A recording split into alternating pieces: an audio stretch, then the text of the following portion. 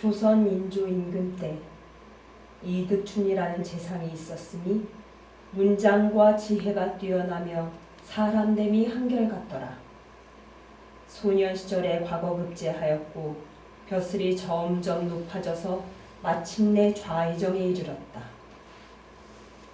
이득춘에게는 이시백이라는 외아들이 있었는데 소년 시백은 사서삼경을 훤히 깨우쳤으며 수많은 책을 읽어 도무지 모르는 것이 없구나. 하루는 이득춘에게 갈건의 배우 차림을 한 사람이 찾아오는데 의복은 초라하나 용모와 거동이 비범한 것이 마치 신선세계 사람 같다.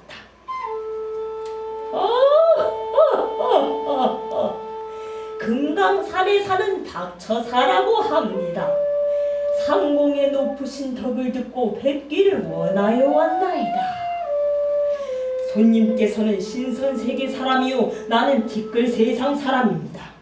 신선의 세계와 인간의 세상이 엄연히 다를진데 나 같은 사람을 찾아주시니 황공하오이다. 상공께서는 바둑과 퉁소에 뛰어나다고 들었습니다. 나 또한 바둑과 퉁소를 조금 할 줄 아니 상공의 솜씨를 보여주실 수 있겠습니까? 이득춘이 마음속으로 헤아리길 그동안 수많은 이들과 퉁소와 바둑을 겨루었으나 아무도 나를 이기지 못했다. 그런데 박처사는 신성과도 같은 사람이니 그 솜씨가 얼마나 대단한지 시험해봐야겠구나. 이리하여 박처사와 이득춘이 바둑을 두는데 이득춘은 온 정신을 쏟아 한 수 어렵게 두었으나 박처사는 별 생각 없이 건성건성 두는데도 박처사의 실력이 워낙 뛰어난지라 이득춘이 도저히 당할 수가 없구나. 이번에는 퉁소불기를 하는데 이득춘이 퉁소를 보니 그 소리에 취한 꽃잎들이 우수수수수수수 떨어져 내린다. 다음 박처사가 부는 퉁소 소리에 회오리바람이 일어나 꽃나무를 휘감더니 어느 겨울에 꽃나무가 뿌리채 쏙 뽑혀버린 것이 아닌가. 이에 이득춘은 감탄과 칭송을 거듭하는구나. 그렇게 몇 날을 보내던 어느 날 박처사가 이득춘에게 넌지시 말을 하길 이댁 자제가 훌륭하다고 들었습니다. 잠깐이나마 볼 수 있다면 큰 기쁨이겠습니다. 이득춘이 아들 시백을 불러 박처사에게 인사를 시켰더니 진실로 귀히 될 사람이로고 머리는 봉황이요 얼굴은 용이 아닌가. 훗날 반드시 재상에 오르시리라. 실은 제가 딸을 하나 두었는데 나이는 16이고 재주와 덕이 남에게 뒤지지 않으나 아직 사윗감을 구하지 못하고 있습니다. 자제분을 배우니 제 딸의 배필로 저만한 사람이 없을 듯합니다. 외남되오나 제 딸과 혼인하기를 정하나이다. 처사께서 신선세상의 높은 덕으로 이렇게 정하시니 몸둘 바를 모르겠습니다. 그러시지요. 그렇다면 아무 달 아무 날이 예식 치르기에 매우 좋습니다. 부디 절차를 요란하게 하지 마시고 단출이어요 금강산으로 찾아오소서.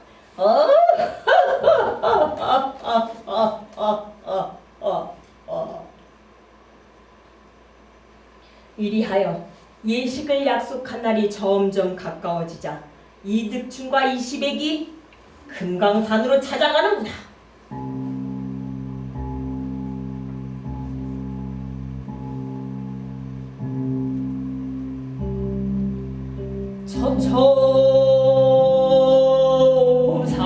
첩첩산중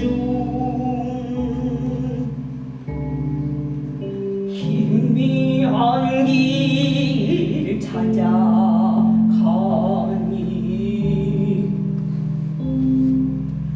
어느새 길은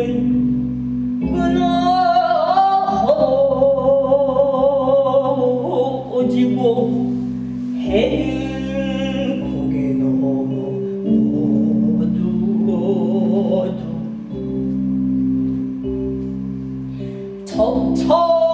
첩첩이 펼쳐진 골짜기 지나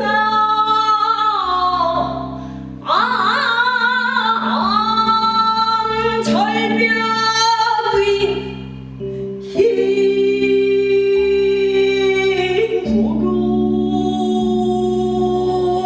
구름 있고 험한 길 밑에 계곡물 맑고 맑다. 대나무 속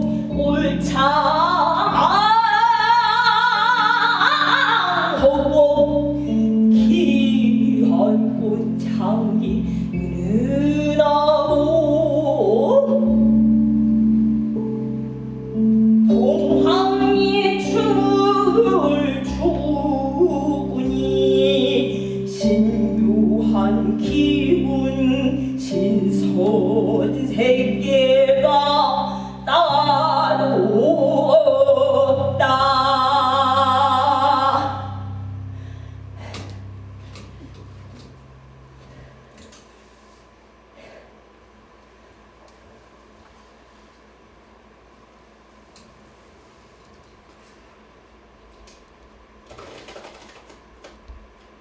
이득춘과 이시백이 몇 날 며칠을 산속을 헤매고 또 헤매다 혼이 나기를 포기하고 돌아갈까 생각할 때쯤 박처사가 숲을 싹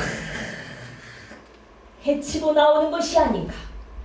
박처사가 앞장서니 그렇게도 험난했던 길이 평탄하고도 큰 길이나 다름이 없구나. 날은 이미 저물고 이 흙꽃 초가집 한 채가 나타나니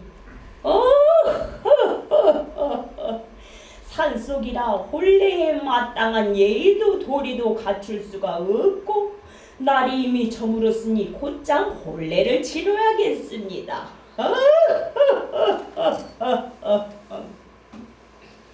박처사가 새옷으로 갈아입은 이득춘과 이시백을 안방으로 데리고 들어가고 곧이어 신부가 얼굴을 가리고 들어오고 신랑과 신부가 교배석을 사이에 두고 맞절한 뒤에 술잔을 나누어 마시는 것으로 예식이 뚝딱 끝나버렸구나.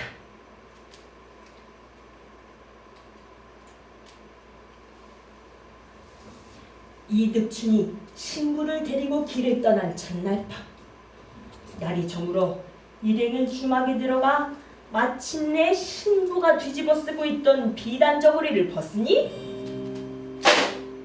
박씨 얼굴 볼짝시면 머리털은 개털처럼 구불구불 뻗어고 원형탈 무등성등성 머리털 빠져있고 낯빛은 곱붉고 두드서 보이지 않고 피부는 여드러져서 눈구멍 바늘구멍 늦은 건지 알 수 없고 푸른 금방의 하느니 입은 쫙 찢어져 뒤에 걸려있구나.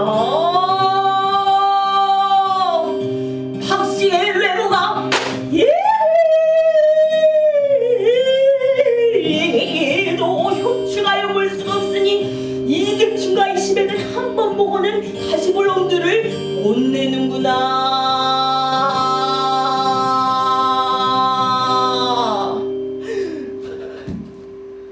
이득춘이 생각하길 이토록 끔찍하게 생긴 용모라면 당연히 태어난 집에서 늙어 죽을 때까지 데리고 있을지언정 어찌 남의 집에 시집을 보낼 수가 있겠는가.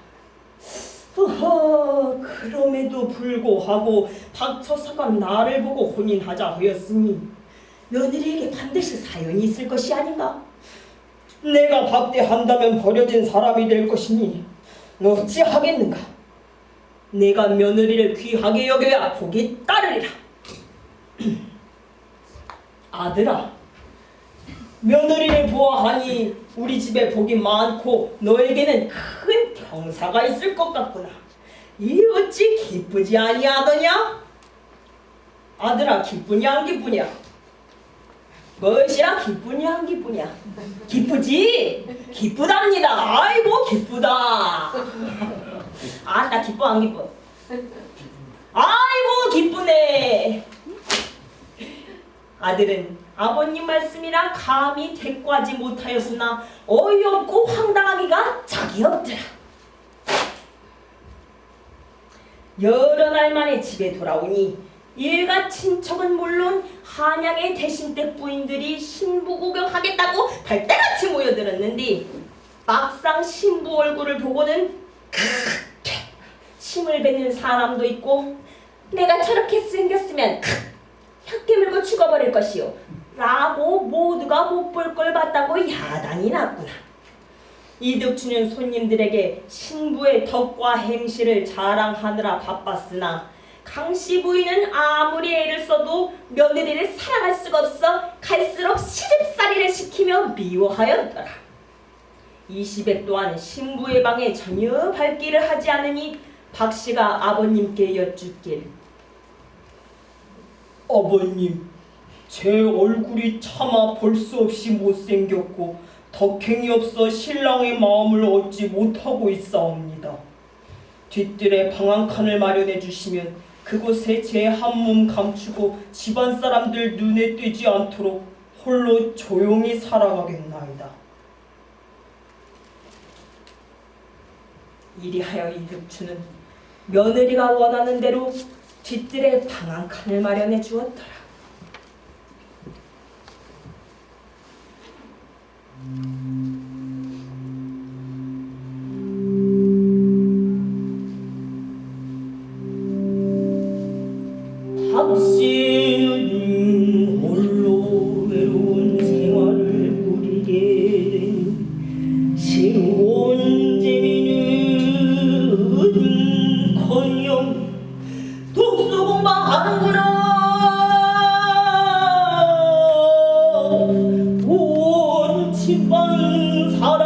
박씨를 미워하고 종들마저 박씨를 업신여겨 심술을 부리니 불쌍한 박씨 차마는 두고 고를 수 없네.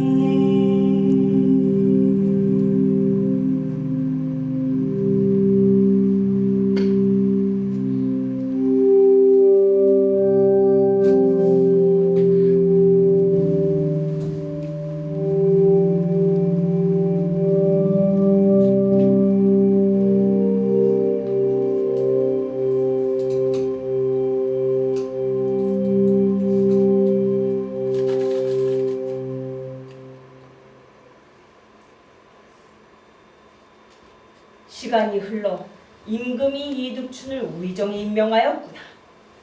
이득춘은 다음날 일찍 임금을 뵈러 대궐로 들어가야 하는데 뜻밖의 일이라 미처 예복이 마련돼 있지 않은 것이었다. 이에 박씨가 자기가 직접 옷을 짓겠다며 몸종 개화에게 옷감을 가져오도록 하고 옷을 짓는 뒤 소문난 바느질쟁이보다 재주가 뛰어난지라 하룻밤 사이에 예복을 완성! 이득춘은 박씨가 바느질을 한 옷을 입고 한다. 누가 경의 옷을 지었는가? 전하, 신의 며느리가 지었나이다. 경은 어찌하여 며느리를 독수공방을 하게 하는가? 전하께 없어서 어찌 그런 일을 아시나이까? 경의 옷을 보니 앞에 수놓은 봉황은 짝을 잃고 애달파하고 푸른 학은 흰 눈이 가득하여 먹을 것을 찾지 못해 굶주린 기색이다. 이 무슨 까닭이냐? 신의 며느리는 얼굴이 매우 흉합니다. 못나고 어리석은 제 자식놈이 멀리하니 며느리가 독수공방을 면치 못하고 있나이다. 부부간에 서로 즐거움이 없다니 독수공방이 있을 수 있는 일이나 추위가 배고픔을 면치 못하는 건 어찌된 이유인가? 소희는 사랑채에 있어 부녀자 일들은 잘 모르나이다. 옷을 지은 솜씨를 부하니 사람의 재주가 아니다. 박대하지 말고 부하게 대하라. 박씨를 위하여 매일살 24kg를 내려줄 터이니 38에 24, 한 끼에 8kg씩 먹이도록 하라. 또한 그대의 집안 식구들에게 단단히 일러 앞으로는 박씨를 박대하지 말고 부하게 대하도록 하여라. 성이 망극하오나이다 전하.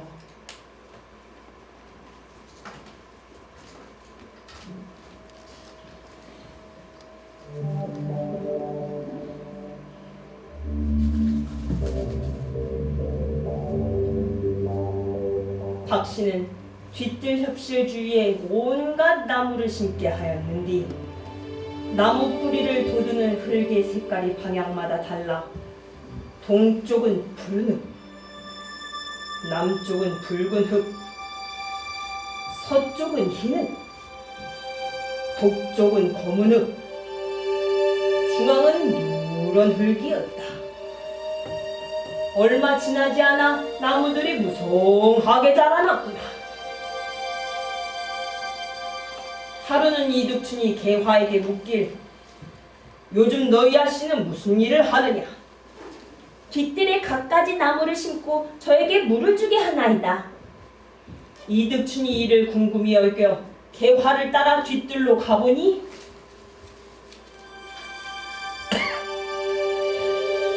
온갖 나무들이 무성하게 자라나 숲이 되고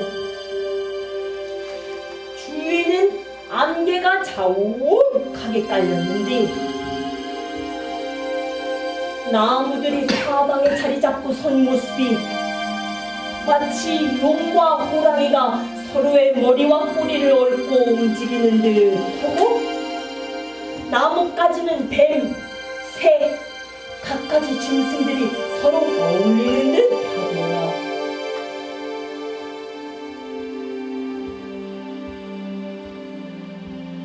무늬에는 현판이 하나 붙어있는데 비화당이라 쓰여있다.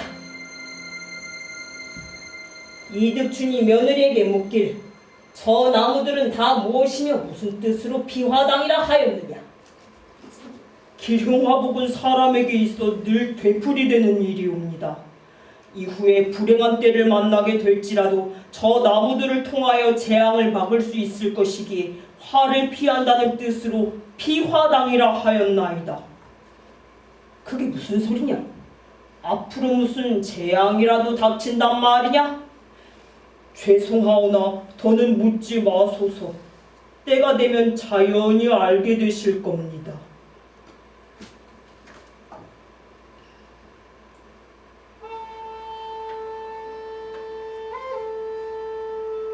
하루는 하늘에서 난데없이 퉁소 소리가 점점 가까이 들려오며 오색 영롱한 구름이 일어나더니 두루미를 탄 박저사가 공중에서 내려앉자 이득춘이 반디어 맞는구나. 제가 못난 자식을 두어 며느리를 슬픔 속에 지내도록 하니 사돈을 대할 면목이 없습니다. 제 딸이야말로 볼 수 없이 못났건만 사돈이 잘 보살펴 주시기에 이때껏 살 수 있었으니 이 은혜를 어찌 갚으리까. 박처사가 딸 박씨를 불러 말을 하길, 내 딸아, 너의 좋지 않은 운수가 이제 다하였으니 네 허물을 벗을 수 있을 것이니라. 생김이 변하더라도 덕과 행실은 변함이 없어야 할 것이니라. 알겠느냐? 네. 어이구 대답도 잘하네. 명심하겠나이다, 아버님. 그날 밤 박씨는 목욕제게 정리하고 하늘을 우러러 오랫동안 빌고 난 후에 한밤중이 되어서야 잠자리에 드는구나. 하늘이 무슨 조화를 부리려는 듯 밤새 피하당 주위가 신비한 기운으로 일렁일렁인다. 박씨가 동이틀 무렵 깨어나 개화를 불러 개화가 박씨를 살펴보니 못생긴 박씨는 온데간데 없고 어떤 여인이 옷 같은 얼굴이며 진주 같은 입술, 우아한 몸매, 달 같은 자태로 단정히 앉아있는 것이 아닌가. 그 모습이 한숨이 꽂힌 듯 향기가 방안 가득하구나. 눈이 부실 지경으로 아름다운 박씨의 모습에 개화가 넋을 빼놓는구나. 가까스로 정신을 차린 개화가 방바닥에 떨어져 있던 허물을 발견하는데 그 허물은 차마 눈 뜨고 볼 수 없었던 박씨 얼굴이 아닌가. 개화는 서둘러 대감께 박씨가 허물을 벗고 변한 일을 전하니 이득춘이 급히 개화를 따라 피하당에 들어온다. 과연 전에 없던 아름다운 건 강씨 부인을 비롯하여 집안 식구들이 아파트와 피하당에 가보니 선녀 얼굴, 똑같은 자태에 보는 사람마다 기절할 듯 놀라고 신기해하더라. 시백은 그동안 박씨를 박대하던 일이 생각나 선뜻 피하당에 들어갈 수도 없고 애망끓이기를 여러 날 큰 병에 걸린 듯 먹지도 못하고 마시지도 못하고 자지도 못하고 처체한 몰골로 누워있는데 박씨가 시백을 불쌍히 여겨 불러오게 하니 곧 죽을 것처럼 누워있던 시백이 벌떡 일어나 박씨에게 달려가는 것이었다.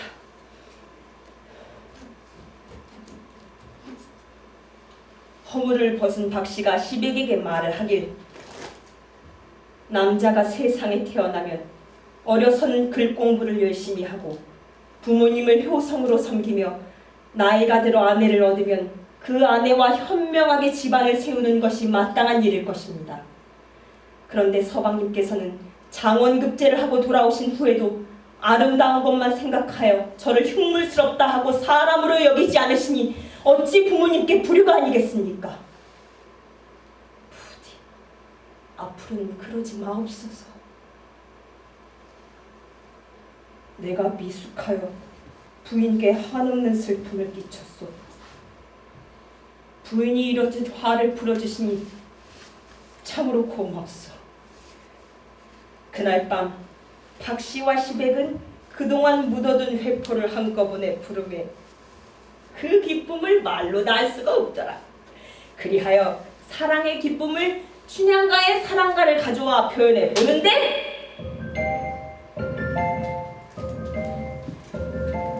이리 오너라 업고 놀자. 사랑 사랑 사랑 내 사랑이야. 사랑 사랑 사랑 내 사랑이지.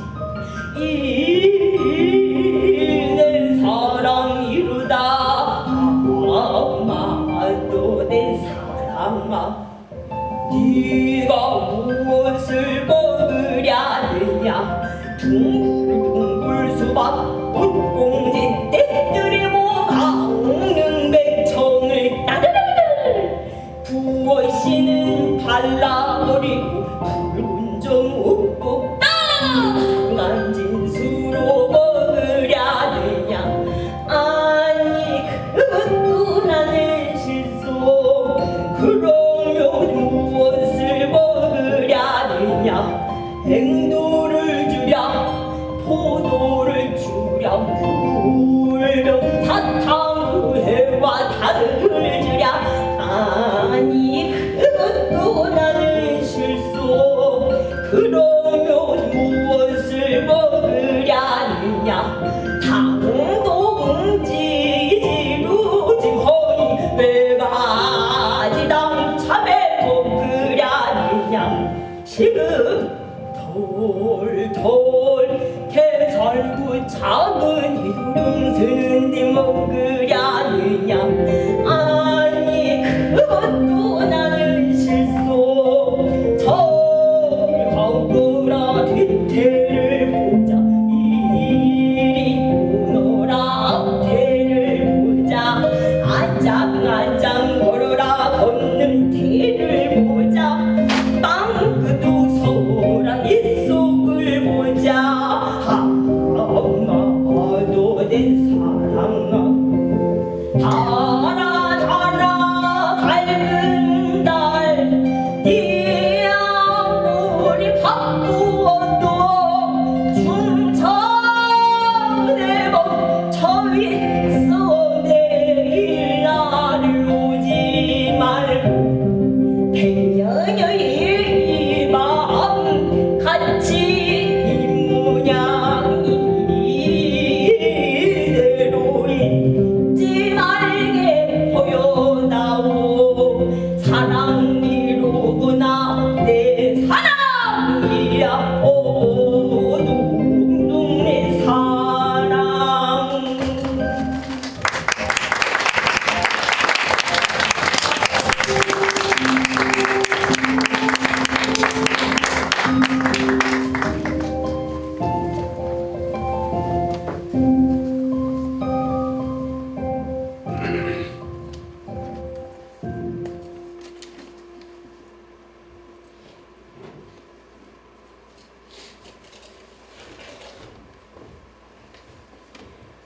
세월이 흘러 능력을 인정받은 이 시백은 평안도 감사에서 병조 판서로 또다시 우의정에 임명되었더라. 당시 조선의 북쪽에 있던 청나라는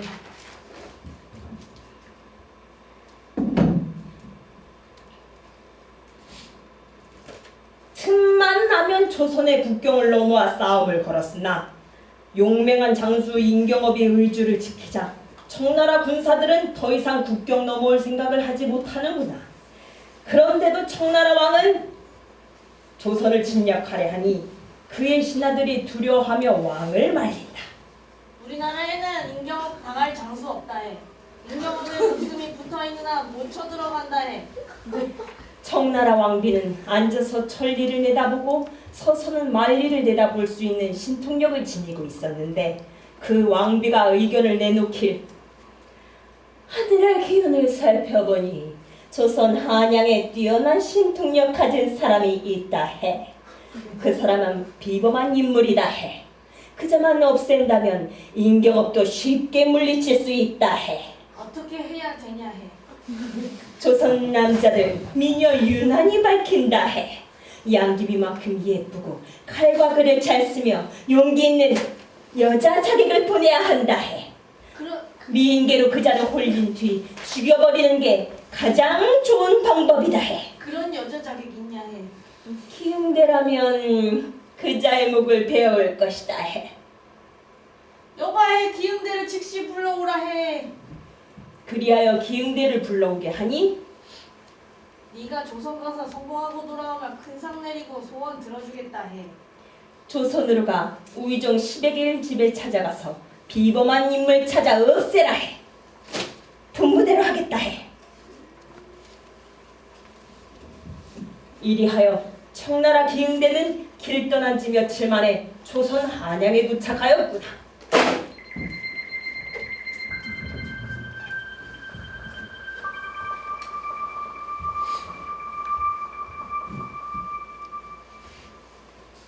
어느 날 박씨가 하늘의 기운을 살피더니 놀라는 낯빛이 되어 급히 우의정 시백을 찾아가 며칠 안으로 어떤 미녀가 찾아올 것이니 필히 그 여자를 피하당으로 보내소서. 여자가 무슨 일로 나를 찾아온다는 말이오. 자연히 알게 되실 겁니다.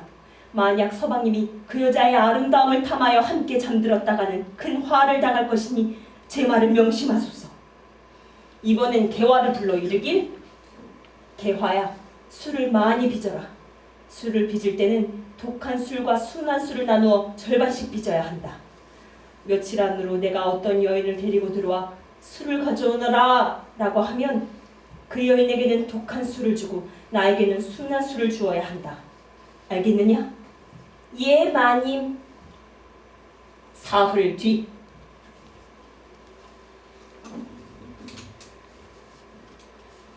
시백이 홀로 사랑에 앉아있는데 문득 빼어나게 아름다운 여인이 들어와 뜰 앞에 넙죽 엎드려 절을 하는 것이었다. 아름다운 여인, 너는 대체 누구냐? 소녀는 시골 기생이어요. 한양 구경 왔다가 돈은 떨어지고 배는 굶주려 어찌할 바를 모르고 있다가 감히 이 댁에 들어오게 되었나이다. 시골 산다 했는데 정확히 어느 고을에 살며 성명은 어떻게 되는가? 소녀는 강원도 철원에서 태어나 일찍 부모를 잃고 구걸하며 먹고 살다가 관청의 기생이 되었지요. 개화야, 이 여인을 피하당해서 편히 쉬게 하거라. 예. 박씨가 피하당해서 기흥대를 맞이하는데, 개화야, 손님이 오셨으니 술을 가져오너라. 예, 마님. 술상 대령이요. 여행 중에 목이 많이 말랐을 것이니 사양하지 말고 드시게.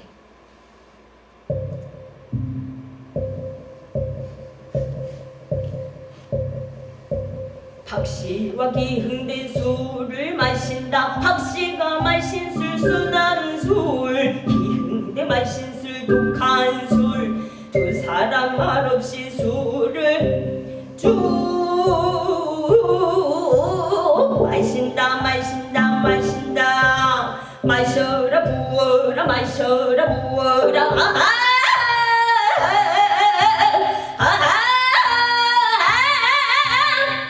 아따 잘 마신다. 박씨와 기흥대가 문장 실력을 겨루는데 기흥대 속으로 헤아리길, 시백 재주가 있어 보이나 신통력 가진 인물을 아니다. 부인 내가 이길 길 없으니 분명 비범한 인물. 이 부인을 말하는 것 내일 반드시 부인 목숨 빼앗는다. 기흥대 마신 술 독한 술, 취기가 슬 올라온다. 소녀가 몹시 취해 몸을 가누기 힘드니 그만 누워 눕는 건 흔한 일, 편히 주무시게.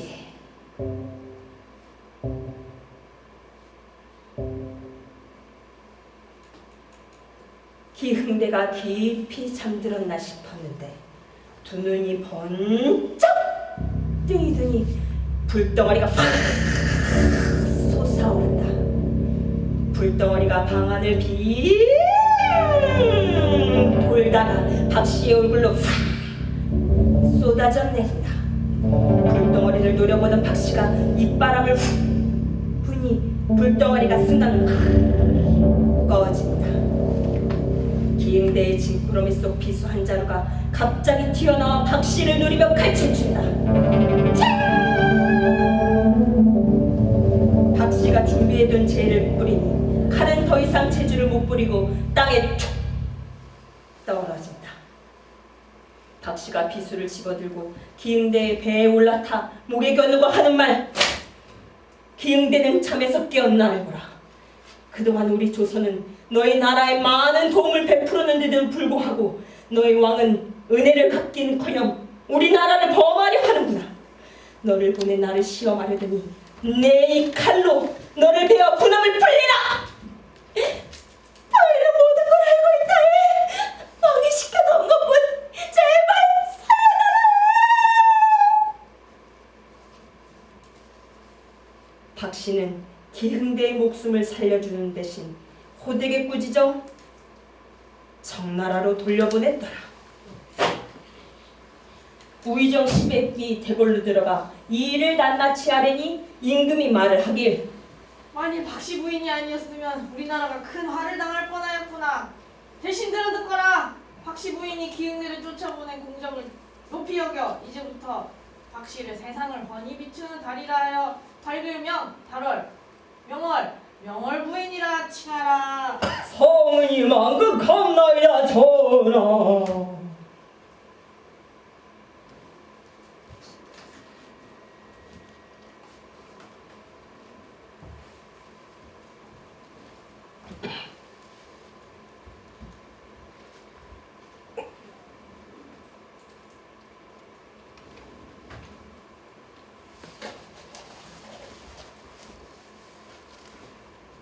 하루는 명월 부인이 피하당에서 하늘의 기운을 살펴보고는 시백에게 말을 하길, 북방 오랑캐가 금방 쳐들어올 듯하니 급히 전하께 알리시고 임경업을 한양으로 불러들여 오랑캐를 막으시라 하소서. 오랑캐가 쳐들어오면 당연히 북쪽으로 올 것이오. 게다가 북방 의주를 지키고 있는 임경업을 어찌 한양으로 불러들인다는 말이오. 오랑캐가 쳐들어오면 오랑캐는 북쪽으로 오지 않고 바다로 오고 있습니다. 서해를 건너 쳐들어올 것이니 급히 임경업 장군을 불러들여야 합니다. 시백은 명월 부인의 말을 듣고 곧바로 쭈르르르 대궐로 들어가 임금과 조정 대신들에게 명월 부인의 말을 토시 하나 빠트림없이 전하니 모두가 놀라 이 일을 의논하는 것이었다. 전하, 북방 오랑캐는 본래 간사한 계책이 많으니 명월 부인 말대로 임경업을 불러 한양을 지키게 하는 것이 좋을 듯합니다. 여인이정 김자점이 말을 하길, 지금 대신들께서는 잘못 생각하고 있는 것이오. 그동안 북쪽 오랑캐는 임경업에게 여러 번 패했소이다. 때문에 임경업이 무서워서라도 감히 병사를 일으킬 수 없고, 설사 병사를 일으킨다 하여도 북쪽으로 올 수밖에 없소. 만일 임경업을 한양으로 불러들인다면 누가 북쪽 국경을 지킬 것이오? 어찌 한난 여자의 말을 들어 장수를 함부로 불러들이자는 것이오? 명월 부인은 신통한 재주가 있으며 그동안 여러 번 그 재주를 우리에게 보여주었습니다. 그런 명월 부인의 헤아림이 틀림없지 않겠소? 지금 나라 안에 온 백성이 편안하오이다. 이런 태평성대 무슨 전란이 있겠소? 대신들은 어찌 계집의 말에 속아 국가 큰일을 아이들 장난같이 하려는 것이오? 헛된 말을 한 죄를 물어 그 요망한 박씨를 벌을 주어야 할 것입니다.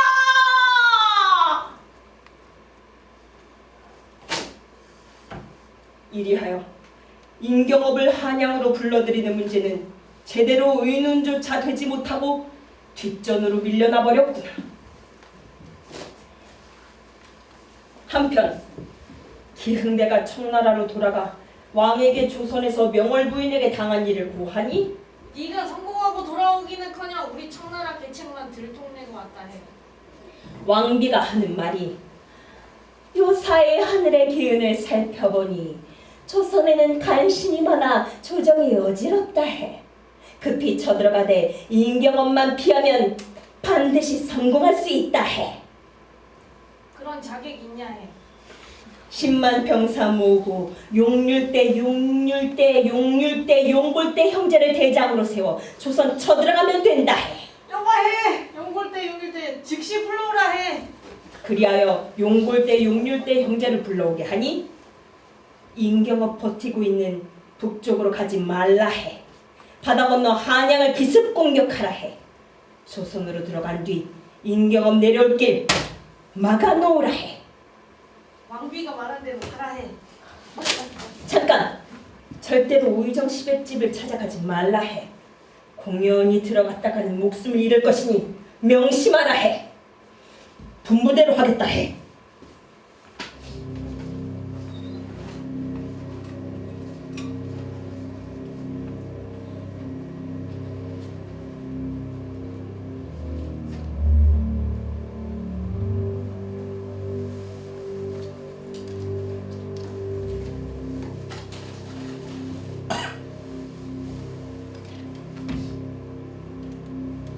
마침내 용률대 용골대 형제가 10만 군사를 이끌고 서해를 건너 한양으로 쳐들어온다. 조선 인조 14년에 일어난 병자호란. 임금과 조정 대신들은 갑론을박 명분론으로 야단이 날 때 오랑캐들이 이미 궁궐까지 쳐들어오는구나. 조선의 한양은 함락되었고 백성들이 아무리 살려달라고 애원해도 청나라 오랑캐들은 무참히 사륙하는 것이었다. 그 사이 임금은 이미 남한산성으로 피해버리고 한양성 안에 있는 백성들이 땅을 치며 살려달라고 빚는 소리가 천리밖까지 퍼져나간다. 조선 임금이 남한산성으로 피한 것을 알게 된 청나라 대장 용골대가 군사를 이끌고 남한산성을 해왔을 때 아우용률대는 한양성 안에 있는 집이란 집은 샅샅이 뒤져 재물을 빼앗고 어린아이 노인 할 것 없이 욕보이고 여인들을 잡아가는구나. 용률대와 그의 군사들이 우의정 시백의 집에 당도하여 피하당에 사람들이 숨어있는 것을 보고 의기양양하게 피하당으로 달려가는데 때마침 개화가 칼을 들고 나타난다. 오랑캐 도적놈이 험한 곳에 들어와 죽기를 재촉하는구나. 나는 명월 부인을 모시고 있는 몸종 개화니라. 명월 부인께서 조화를 부려 너를 기다린 지 오래니 어서 목을 내리어 내 칼을 받아라. 용률대가 이 말을 듣고 칼을 높이 쳐들어 개화를 베어보려 했으나 무슨 일인지 팔에 힘이 빠져 칼의 땅에 툭 떨어지는 것이 아닌가. 이때를 틈타 개화가 칼을 휘두르자 용률대의 머리가 땅에 떨어져 텅텅텅텅 굴러간다. 개화가 명월 부인이 일러준 대로 용률대의 머리를 높이 매달자 그의 머리가 4대문 밖에서도 보이는구나.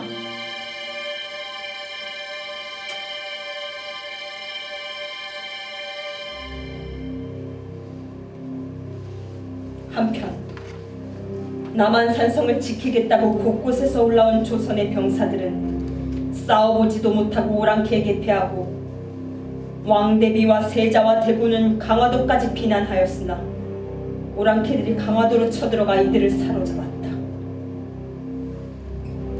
마침내 남한산성에 있던 임금 인조가 더 이상 버티지 못하고 청태종에게 3번 절하고 9번 머리를 조아리는 삼전도 굴욕을 당함으로써 항복하고 만다. 용골대는 조선 임금의 항복을 받고 한양성으로 의기양양하게 들어오다 아우 용률대가 죽었다는 말을 듣고 분기탱천하여 비아당으로 찾아간다. 비아당에 있는 나무들 모조리 베어버리라 해! 어두워지며 시커먼 구름이 깔리더니 벼락치는 소리가 땅을 뒤흔든다. 사방에 서있던 나무들이 한순간 뿌리가 뽑혀 갑옷 입은 군사들로 변신하며 나뭇가지가 칼로 변하는 것이 아닌가. 나무 병사들의 함성 소리로 천지가 진동하니 오랑캐들은 흔히 빠져 어찌할 바를 모르고 갈팡질팡하다 저희끼리 서로 밟혀 죽기도 하고, 나무 병사들이 칼을 휘두르니 오랑캐의 피가 사방에 흩뿌려지고 비비린내가 진동하며 눈 깜짝할 사이에 오랑캐의 시체가 산처럼 쌓여있구나.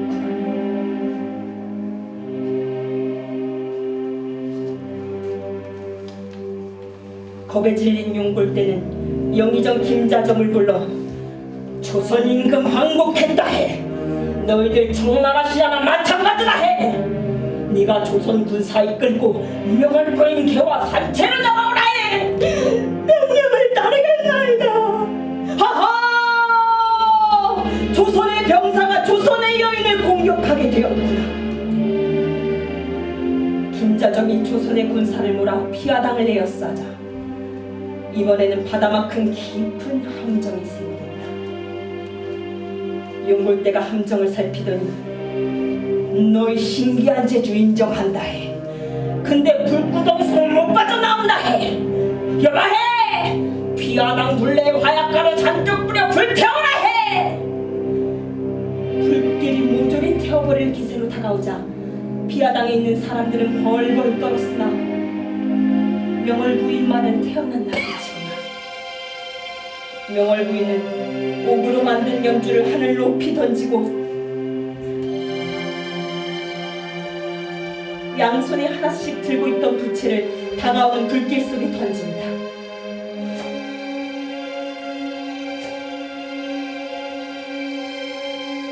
그러자 바람의 방향이 한순간 거꾸로 바뀌는 것이 아닌가.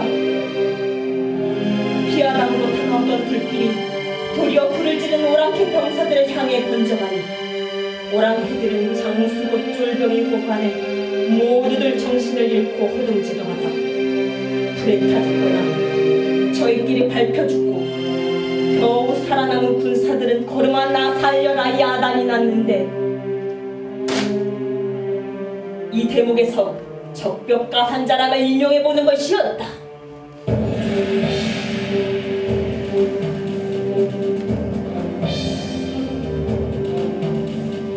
화단 공정남 가창과 깨어진 동문구 범회장 바람스 나발 근국 집빙가리 맹 기름쟁이름 마그른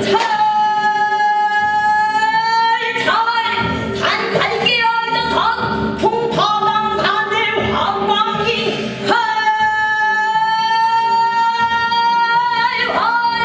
숨만 천선이 강고 높고 적벽강기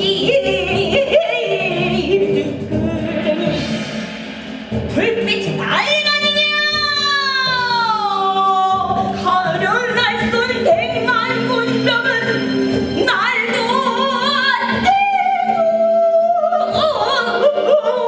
모두고 몸이나 꼼짝 달싹 모두고 숨 맥히고 기 맥히고 살도 막고 창에도 찔러 앉아 죽고 서서 죽고 웃다 울다 죽고 밟혀 죽고 맞아 죽고 애타 죽고 썩대 죽고 덜렁거리다 죽고 복장 덜컥 사라지는 부리고 푹 맞아 죽고 바다져 죽고 지겨져 궁하게 죽고 무섭게 죽고 무섭게 득 빠졌어 빠져 등 터져 울다 아싸하야 아니지 모르자 죽고 저거 뭐더라고 죽고 나니 죽고 덤으로 죽고 땡땡 흐르르르르르 앞을 쌍쌍쌍하야 가상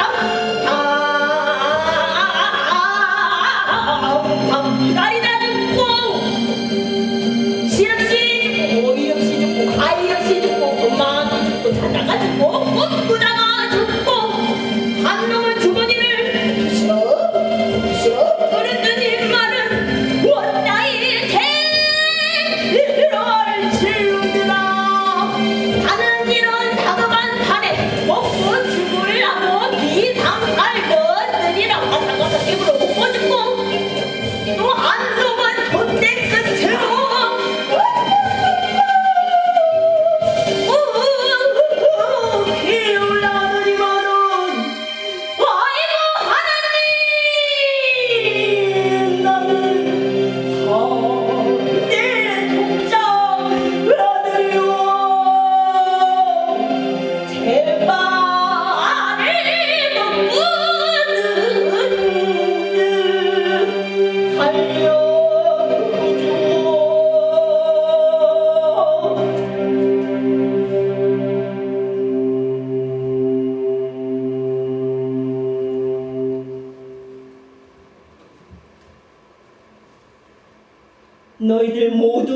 몸을 베어야 마땅하나 오늘만은 하늘의 뜻에 따라 살려보내주는 것이니 다시 쳐들어온다면 그때는 누구도 살아 돌아가지 못하리라.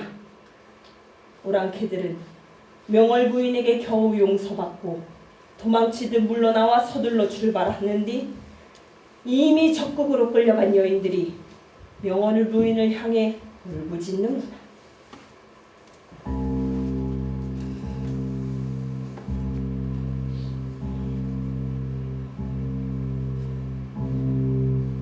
죽을지 살을지 모르는 처량한 내 신세야. 이제 가면 언제 다시 오리. 언제 내 나라 내 고향 다시 보리.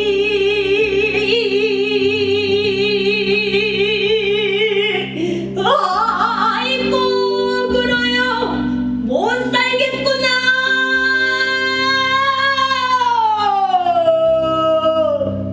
슬프고 애통하여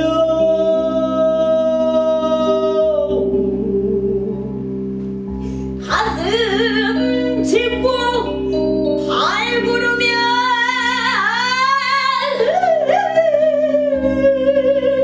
비누는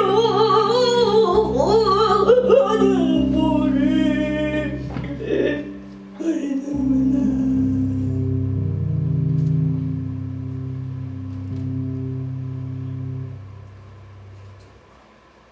명월 부인 말을 하길 행복한 일 뒤에 불행한 일 따르고 외로운 일 뒤에는 즐거운 일이 따르는 법. 모든 것이 하늘의 뜻이로다. 희망을 잃지 않으면 고향으로 돌아올 것이요. 끌려가는 여인들의 뒷모습 담비만큼 작아지다. 더 이상은 보이질 않네.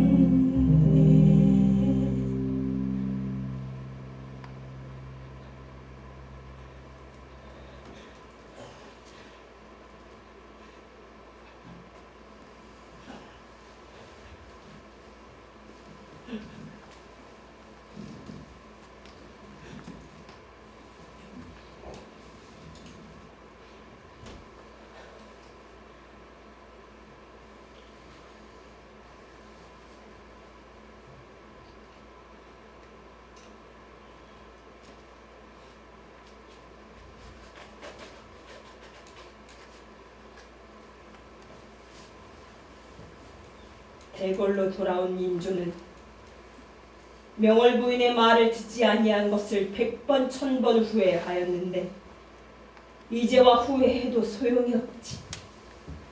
명월 부인 말대로 하였으면 어찌 이런 난리가 났겠는가. 왕이 말을 하길 만일 명월 부인이 남자였다면 오랑캐들을 모조리 무찔렀으리라. 여인의 몸으로 이토록 나라에 충성한 일은 역사에 처음 있는 일이로다. 이제부터 명월 부인을 충렬 부인이라 칭하고 그 이름을 먼 훗날까지 전해지도록 하라.